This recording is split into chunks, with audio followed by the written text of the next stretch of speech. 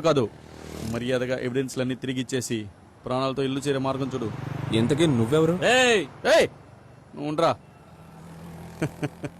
గంగారెడ్డి ముందు నిలబడి మాట్లాడడానికి అందరూ భయపడతారు.